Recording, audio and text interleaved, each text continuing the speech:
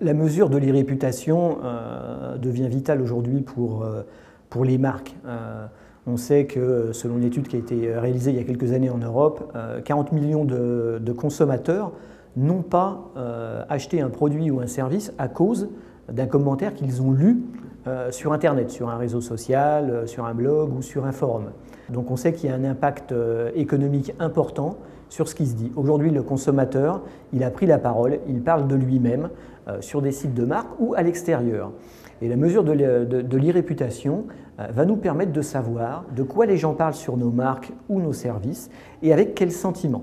L'important, c'est d'avoir cette mesure du sentiment de ce qui est dit sur nos produits ou nos services. Technologiquement, ça pose quelques problèmes aux entreprises parce qu'elles ne sont plus maîtresses de l'information. Le client ne parle pas sur le site web de l'entreprise, mais va parler sur un réseau social.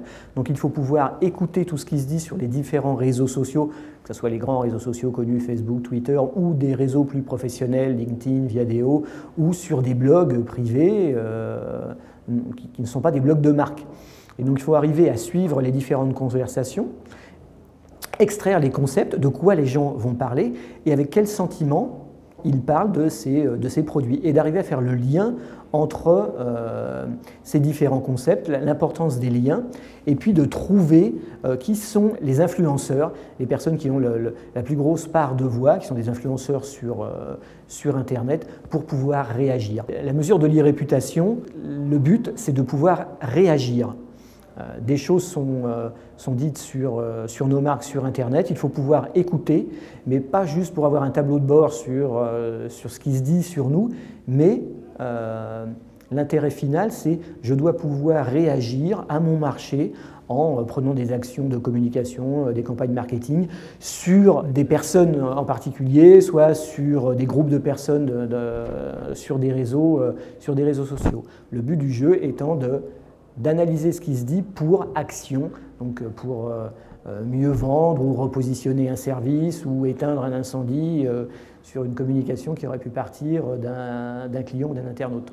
Le social media marketing permet aux différents départements marketing de collecter une information qui est très précise. Aujourd'hui, on segmentait nos populations de clients en fonction du nombre d'achats qu'ils avaient effectués, la valeur du panier moyen, où est-ce qu'ils habitaient, dans quelle catégorie ils étaient, C++. Aujourd'hui, on a la possibilité de récupérer une information directe du consommateur qui dit « Je voudrais tel produit, qu'est-ce que vous pensez de tel service? Qu'est-ce que vous pensez de telle marque? Je voudrais acheter un appareil photo pour mes vacances, lequel je dois prendre ?» On a directement l'information de ce que veut le consommateur ou de ce qu'il ne veut plus. Donc on a la possibilité derrière, dans sa relation avec le client, de pouvoir adapter son message vraiment à ce que veut le client parce qu'on va nettement mieux le connaître, parce qu'on a cette information que le client a donnée lui-même. Aujourd'hui, on est capable de créer un profil social du consommateur que l'on va mettre à côté des données historiques de transactions qu'on a pu avoir avec ce consommateur. Donc on va améliorer la connaissance du consommateur pour mieux pouvoir communiquer avec lui et donc améliorer la relation que l'on a avec le consommateur.